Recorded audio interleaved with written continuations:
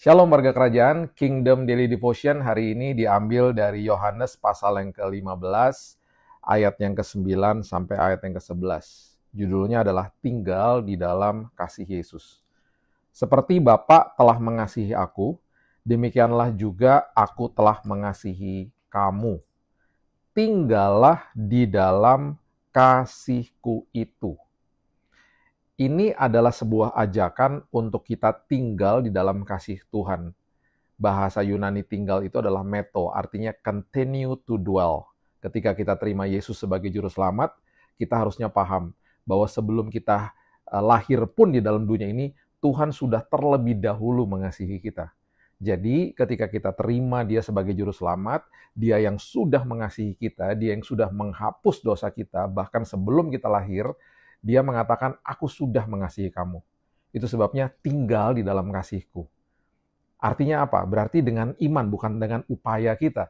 Tinggal di dalam kasihnya. Mengerti bahwa setiap hari ini saya mau belajar terima kasih Tuhan. Nah, Tuhan tahu manusia itu susah untuk menerima. Itu sebabnya dikatakan di ayat berikutnya, jikalau kamu menuruti perintahku ini, kamu akan tinggal di dalam kasihku. Sampai untuk belajar terima aja diperintahkan sama Tuhan. Yuk tinggal di dalam kasihnya. Jangan kemana-mana, sadar bahwa saya itu sayang banget sama kamu gitu ya. Tuhan katakan begitu. Seperti aku menuruti perintah Bapakku dan tinggal di dalam kasihnya. Dia kasih contoh bahwa dia tinggal di dalam kasih Bapaknya, dan sekarang ketika dia mengasihi kita, kita nih harus belajar terima kasih Tuhan. Ya seringkali kita pakai upaya ini, itu, dan lain sebagainya untuk berusaha berpikir bahwa Tuhan nanti akan mengasihi saya kalau saya sudah lakukan upaya-upaya ini. Itu betul-betul salah. Gak seperti itu. Tuhan selalu mengatakan kalau kamu mau memberikan hidupmu yang terbaik, belajar dulu terima dari saya. Semuanya itu kukatakan kepadamu supaya sukacitaku ada di dalam kamu dan sukacitamu menjadi penuh. Nah, Alkitab tidak pernah membahas tentang hari Valentine yang baru saja kita rayakan. Tetapi Alkitab membahas dengan sangat detail, dengan sangat seksama tentang kasih yang ada atau merupakan tema di balik hari Valentine. Ya. Dan itu sudah didemonstrasikan oleh Yesus yang mati dan bangkit bagi kita. Dan itu ditulis di Roma pasal yang ke-5 ayat yang ke-8 dikatakan, akan tetapi Allah menunjukkan kasih-Nya kepada kita oleh karena Kristus telah mati untuk kita ketika kita masih berdosa. Dia sudah mati untuk kita. Dan bahkan dengan risiko bahwa semua pengorbanan dia itu akan ditolak sama manusia untuk percaya kepada dia. Hal ini mengingatkan orang Kristen bahwa kasih Tuhan adalah kasih yang rela berkorban tanpa syarat.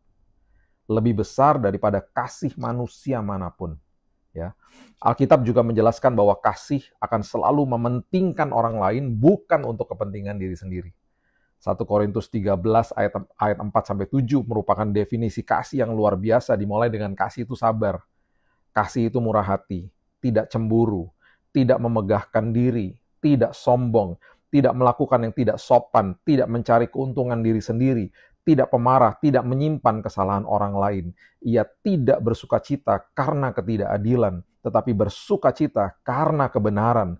Ia menutupi segala sesuatu, percaya segala sesuatu, mengharapkan segala sesuatu, sabar menanggung segala sesuatu. Love is a decision. Semua definisi kasih merupakan sebuah keputusan, bukan perasaan. Ya, justru lawan daripada kasih adalah perasaan. Contoh, sabar lawannya tidak sabar. Tidak sabar itu perasaan. Sangat mudah untuk kita untuk tidak sabar. Ya. Sebagian orang merayakan hari Valentine dengan cara-cara yang mempromosikan pastinya hawa nafsu, hedonisme, ya materialisme, dan bahkan amoralitas yang terjadi di dalam dunia ini. Alkitab mendorong orang Kristen untuk lebih memperhatikan dan menghormati Tuhan dalam segala hal yang mereka lakukan. Termasuk cara kita melakukan atau merayakan hari Valentine. Alkitab tidak pernah melarang kita merayakan hari Valentine, asal justru kita mempergunakan hari itu untuk justru menunjukkan kasih Tuhan kepada dunia ini. Kita patut belajar untuk sadar menerima kasih Yesus setiap hari yang diberikan untuk kita. Menerima berarti sadar bahwa Tuhan sangat mengasihi kita tanpa syarat dan tanpa kondisi.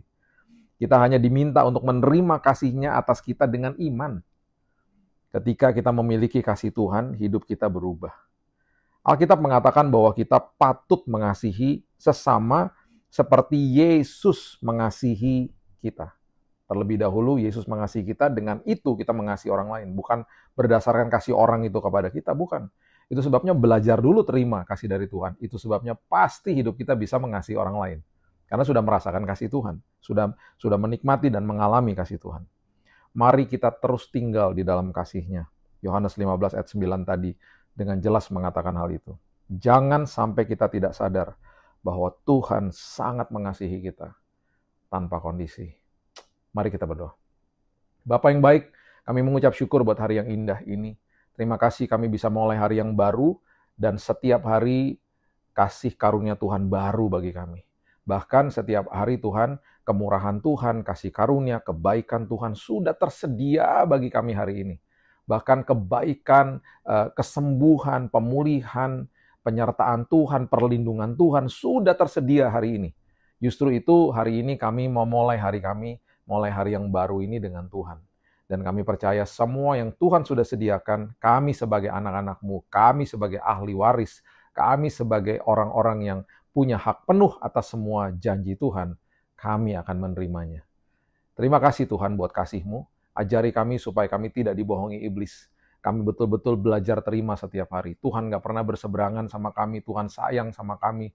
Dan itu sebabnya hari ini kami mulai hari yang baru dengan kasih Tuhan menyertai kami. Kami percaya hari ini merupakan hari yang dahsyat, hari yang luar biasa, karena penyertaan Tuhan gak pernah gagal atas hidup kami. Kami mulai hari yang baru, hanya di dalam nama Tuhan Yesus kami berdoa. Kita sama-sama katakan, Amen. Have a blessed day. God bless you.